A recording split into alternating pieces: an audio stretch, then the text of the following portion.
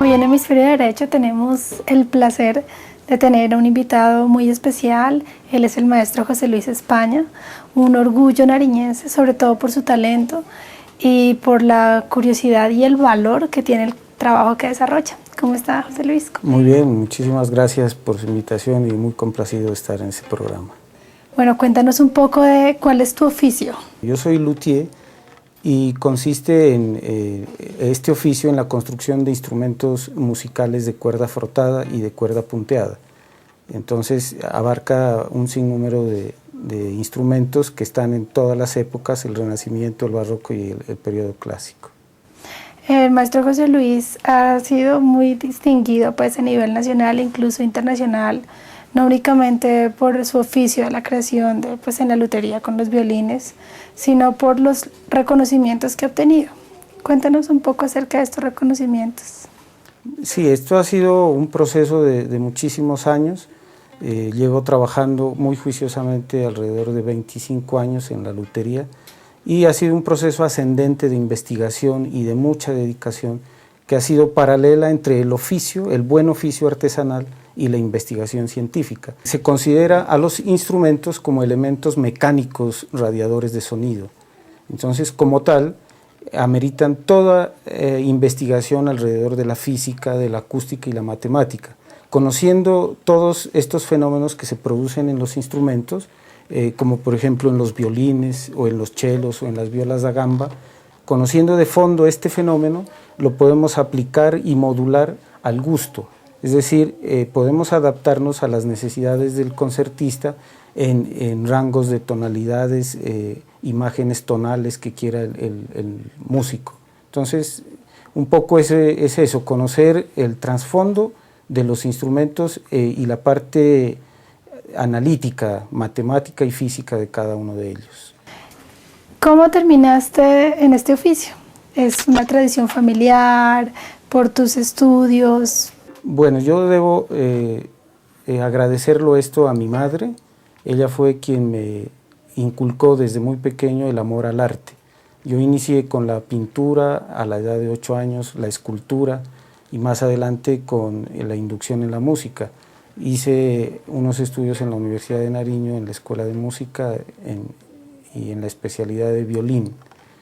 Y a partir de más o menos los 20 años de edad comencé a involucrarme seriamente ya con los instrumentos de arco. Y como comentaba al inicio, ha sido un proceso muy lento pero muy firme, la consecución de todos el bagaje histórico y el bagaje científico que involucra la construcción de instrumentos. Como talento, pero sobre todo como orgullo nariñense, maestro José Luis, ¿usted a qué le acredita este sello, pues, de ser tan reconocido? Bueno, para nadie es desconocido que los nariñenses somos de vieja data reconocidos por la habilidad, y tal vez ese ha sido uno de los factores que seguramente a los inquietos por el arte nos ha impulsado a desarrollar esas facetas. Yo creo que todas las personas a las que uno puede mirar tienen escondido un don, un talento. Hace falta un poco sí cultivarlo y no más, y todo el mundo podría ser un gran artista. Se sabe que los nariñenses somos grandes artistas y de un espíritu grandioso y dedicado a las cosas bellas. Sobre todo creativos por naturaleza, los nariñenses distinguidos por eso. Y este proceso creativo, ¿usted qué lo inspira, qué lo motiva a trabajar? Pues yo tengo la motivación más grande, que es mi familia, mis hijos, mi esposa. Ellos siempre me motivan a que yo pueda seguir adelante y dedicarme, y me apoyan además en la búsqueda, y me apoyan en que yo pueda producir lo mejor de mí, apoyándome de diferentes formas.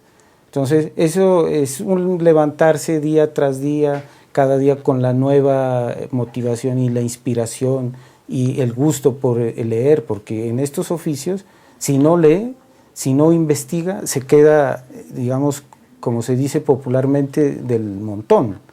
Es necesario siempre ir un paso adelante investigando, no tener, digamos, tener la investigación como una costumbre. Entonces eso es un motivo de inspiración también, levantarse a leer, a investigar. Maestro, te invito a que miremos nuestro rastreo arte. Mi nombre es Vladimir Uzcategui, soy estudiante de Filología de la Universidad Nacional y soy el director de la publicación independiente de crítica cultural revistagaláctica.com.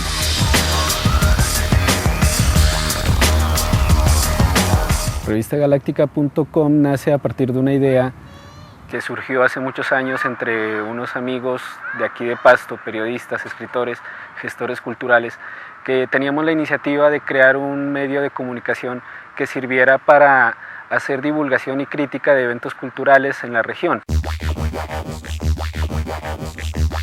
Revistagaláctica.com es una publicación independiente de divulgación y crítica cultural. Tiene como objetivos, por un lado, aunar las expresiones de distintos escritores y periodistas que han trabajado durante mucho tiempo y durante muchos años en la divulgación de eventos culturales, tanto en la ciudad de Pasto como en la ciudad de Bogotá. Y por otro lado, también tiene como objetivo plantear una alternativa al criterio uniforme de los medios masivos de comunicación y tratar de aportar una visión más crítica, una visión más objetiva respecto a los eventos culturales que se dan en toda Colombia.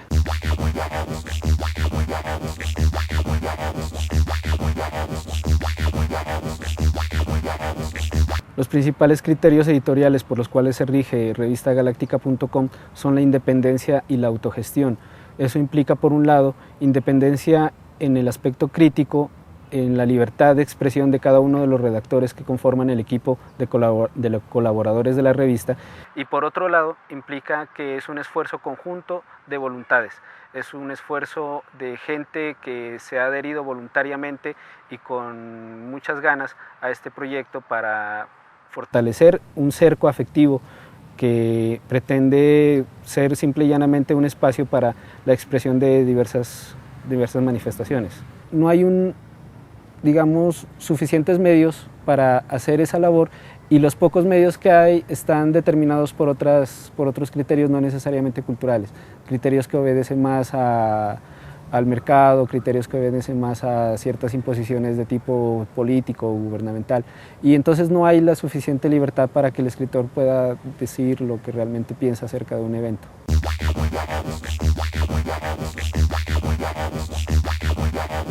En revistagaláctica.com queremos entonces aprovechar ese espacio para divulgar cosas que normalmente no son muy conocidas, libros, películas, lanzamientos discográficos, eventos culturales de diverso tipo que no tienen la suficiente promoción en los medios masivos de comunicación y que a nuestro entender pues son tan valiosos como cualquier otro.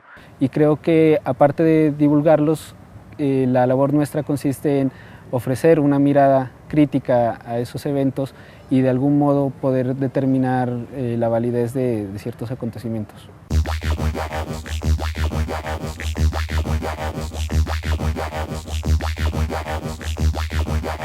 Los colaboradores de la revista por lo general son periodistas profesionales y escritores independientes que también han hecho diversas actividades relativas a la escritura. Hay muchas personas que han publicado en diversos medios escritos, tanto en Pasto como en Bogotá. La mayoría de ellos tienen sus propios blogs, han publicado también en revistas y en semanarios de diversa índole. Muchos artistas tienen ciertos personajes referentes que son su inspiración en la vida. ¿Usted tiene algunos que le sirvan como modelo o ejemplo a seguir? Sí, realmente todos los que estamos involucrados en este oficio de la lutería, en la lutería de arcos, tenemos los referentes de la escuela clásica de Cremona. El florecimiento de esta escuela fue en el siglo XVI y tenemos que hablar necesariamente de Antonio Stradivarius en el siglo XVIII, en el siglo XVII, Nicola Amati, Giuseppe Guarnerius del Gesù, Jacob Steiner, un músico y constructor de violines que se hizo famoso por imitar el trabajo de Stradivarius. Entonces, estos personajes han sido referentes históricos para todos los que estamos en la lutería y tenemos más o menos predilección por uno. En el caso mío tengo gran admiración y respeto por la obra de Giuseppe Guarnerius del Gesù. Él fue uno de la escuela clásica cremonense. ¿Cómo es la demanda? O sea, ¿quiénes tocan los instrumentos? Aquí, por lo menos los tuyos, pues. En esto de la demanda hay digamos, una serie de dificultades que son inherentes digamos, a la economía regional. El valor de los instrumentos, que pueden ser muy altos en algunos casos, no son posibles por el factor socioeconómico nuestro. Pero sí existen personas con todas las posibilidades de hacerse a un instrumento muy bueno de luthier y lo pagan sin ningún problema. Aquí en Colombia todavía hace falta, digamos, educar un poco al músico para que tome conciencia de que en realidad debe tocar con un instrumento bueno, porque eso de que es para un alumno estudiante y le dan un instrumento para que lo de mediana calidad, sí. Entonces no se justifica. El estudiante debe conocer desde que inicia un instrumento bueno. Entonces es un factor cultural que también se debe cambiar en nuestro medio. Mis instrumentos afortunadamente están casi en la mayoría de países de Europa. Están en Finlandia, en Alemania, en Italia, en España, en Francia, y en manos de grandes músicos. Podríamos recordar, por ejemplo, la Academia Jan Sibelius de Finlandia, el maestro Tormod Dahlen, o el maestro Markku Lolahan Mikkola o Siegfried Pank, y bueno, muchísimos, entre otros una venezolana, María Elena Medina, una viologambista a quien le hice un instrumento también hace muchos años y siempre me manifiesta el cariño y las novedades del instrumento, que está sonando muy bien. Como los instrumentos evolucionan con el tiempo, son espíritus también igual al de uno, al espíritu humano, que van cultivándose y van mejorando con el tiempo y van ascendiendo. Entonces esto es un proceso. Cuando uno termina un instrumento y lo entrega en estas condiciones, uno entrega algo artesanal con un valor científico de trasfondo, pero el músico se encarga de cultivarlo, de engrandecerlo y de sacar toda la potencialidad del instrumento. Profesora de guitarra decía que los instrumentos son celosos, que si uno los deja de tocar, luego no siguen tocando igual, como si tuvieran su propia personalidad. Sí, eso es verdad, y tiene varias explicaciones, ¿no? La una es, digamos, un poco la explicación física que hace evolucionar el instrumento. Nosotros estamos emanando agua a todo instante y el agua transforma, y el agua se transforma con el pensamiento, y la materia que está imbuida en agua a través del pensamiento se transforma. Esa es una parte. La otra parte es el fenómeno vibratorio, que hace que las moléculas de la madera se acomoden, se reacomoden y formen estructuras diferentes que hacen que el instrumento, entre más se lo toque bien, suene mejor. Sí, debe tocárselo bien. Por eso los grandes violines Stradivarius, Guarnerius, Amati suenan una maravilla, porque han venido en manos de grandes músicos, Menuhin, Ricci, etcétera. ¿Y un violín tiene un periodo de vida útil? Más o menos 400 años. 400 Esa es años. la garantía. Cuando suelen preguntar si les dan garantía, yo les doy garantía de 400 años. Pero verá, 400. Sí, más o menos suficiente. Ok, maestro, lo invito a que miremos nuestras notas ligadas. La llamaban el ángel de la eterna sonrisa. Aprisionaba el cello entre sus muslos como si se tratara de un amante. Son muchos los que la consideran el mejor cello del siglo XX.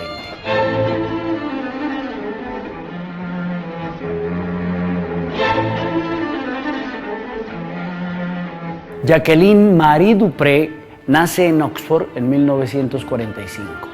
Desde muy pequeña se siente fascinada por la magia del sonido del violonchelo. Comienza a estudiarlo y muy pronto es catalogada como niña prodigio, siendo acogida como discípula distinguida del ruso Mislav Rostropovich y del puertorriqueño Pablo Casals.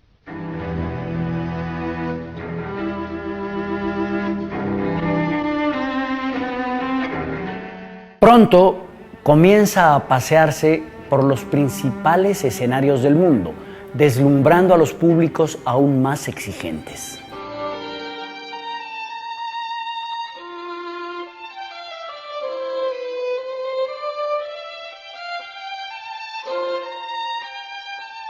Es legendaria su versión del quinteto en la mayor de Franz Schubert, conocido también como La Trucha, junto a nadie menos que Isaac Perlman al violín, Pinchas Zuckerman en la viola, Zubin Mehta el contrabajo y el judío argentino Daniel Barenboim, quien para esa época era su marido, en el piano.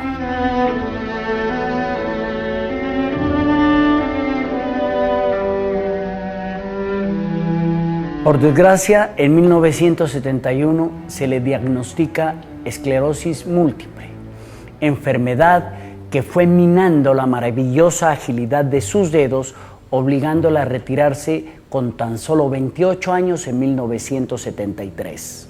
Luego de padecer un terrible deterioro progresivo, muere en 1978.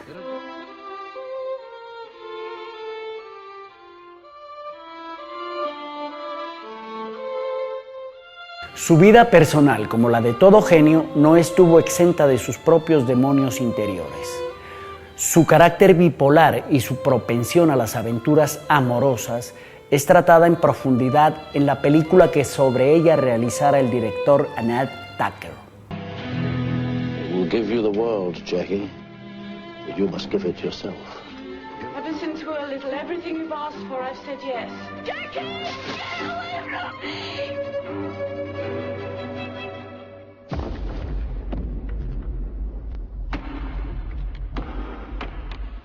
Hillary and Jackie. Su cello Stradivarius en la actualidad lo tiene en calidad de préstamo el japonés Yoyoma.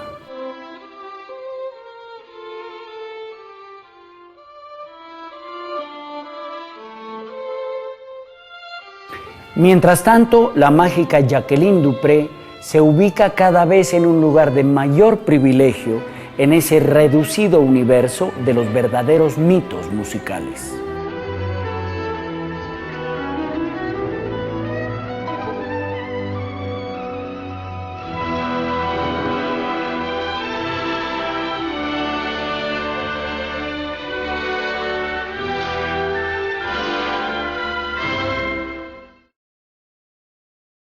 Un profesor me decía que cuando un artista ya tiene su producto final, es como parte de uno, es como si fuera incluso un hijo, uno lo quiere así. Pero antes de entregarlo, ¿cuál es ese proceso? Antes que iniciar el trabajo en el taller, el luthier debe tener una concepción clara de qué es lo que va a hacer. Si a mí me encargan un violín, yo tengo que concebirlo previamente, así yo lo haya hecho 500 veces. Es para una persona en especial. O sea, ¿no existen moldes? Digamos, los moldes físicos sí, pero el carácter del sonido es muy distinto. No existen dos violines iguales o idénticos, así yo haga 100. No existe. Sí, o sea, no se producen en serie. Depende el temperamento momentáneo del constructor, depende de la energía que tenga el músico, ¿no? Y el proceso se debe dar inicio con esa etapa de pensamiento. Luego se debe abordar todo instrumento como un proyecto sonoro mecánico. Y cuando se tiene esa concepción de que todas estas partes son piezas de un motorcito hecho en madera, esto es un motor, todas estas partes son calibradas y medidas y depende esto de esto, esto depende de esto, esto depende de todas las partes. Es como el motor de un carro. Si a usted a un carro le hace más grande una pieza, se le va a trabar, no funciona. Todo tiene que ser perfecto, sincronizado. Entonces, teniendo esa concepción, luego se transporta todo eso a planos. Se elaboran los planos y por último se debe tomar las herramientas y la madera. Entonces, en ese caso, cuando ya se da inicio a ese proceso, se debe hacer primero. Se elaboran los aros, esta parte, esto se llama aros, que es lo que me va a definir la silueta del instrumento. Posteriormente se elabora la tapa, Esta es la tapa. ¿Esto cambia según el instrumento el tipo de madera? ¿O Son usted usa maderas generalmente? estándares para todos los instrumentos. ¿Y qué madera es? Esto es arce flameado de los Balcanes, esto es abeto alemán, esto es ébano africano, esto es boj de la India, y el puente es arce blanco, ¿no? Todas las piezas son minuciosamente calibradas, compensadas y sincronizadas. Entonces, en ese proceso sigue la trastapa. Por último, se va a trabajar en el rizo, es esto. Rizo es la voluta, en donde va albergada las clavijas. Y finalmente el montaje, que es un proceso en donde se mide ángulos, se mide tensiones, se mide proporciones. Y el proceso final es cubrir con barniz, que el barniz tiene un oficio de proteger al instrumento. Es una capa de resinas naturales disueltas en alcohol o disueltas en aceite de linaza para que se haga una película muy delgada y recubra y proteja al instrumento. Por supuesto debe aplicarse a mano, con brocha, no debe usarse otros instrumentos industriales. Cuéntanos acerca de esos reconocimientos que has tenido la oportunidad de recibir. Bueno, aunque no debería decirlos, pero Pero yo los estoy preguntando. en algún momento ya se sabrán. Sí, han sido por parte de Artesanías de Colombia. En una ocasión me otorgaron la medalla de oro a la maestría. La Gobernación de Nariño me hizo un reconocimiento por la obra.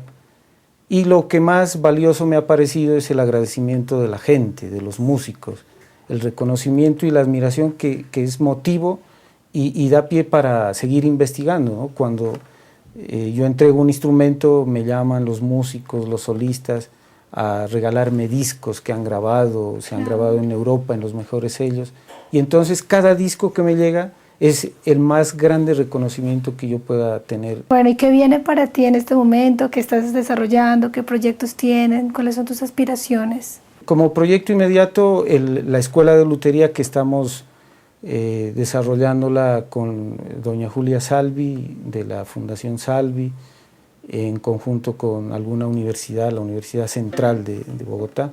Todavía son estos proyectos, ¿no? Sí, con lo del SENA y lo del Ministerio de Cultura ya se ha concretado algo, ya se lanzó el programa de lutería, pero con la Universidad Central y con la Pero Fundación existe Salvi, el programa. sí, ya en está, este ya momento. eso. Pues tuve la oportunidad de participar en el diseño del programa. El maestro José Luis, una excelente mezcla entre la técnica y la investigación, pero sobre todo el talento. Quisiera que me respondas, por último, ¿qué sientes tú por tu carrera? ¿Cuál es ese sentimiento? El amor que tiene todo obrero por el arte, ¿no? Yo considero que simplemente somos obreros del arte y este es mi trabajo, esta es mi pasión, la hago con todo el cariño del mundo y por eso los instrumentos son el reflejo de eso.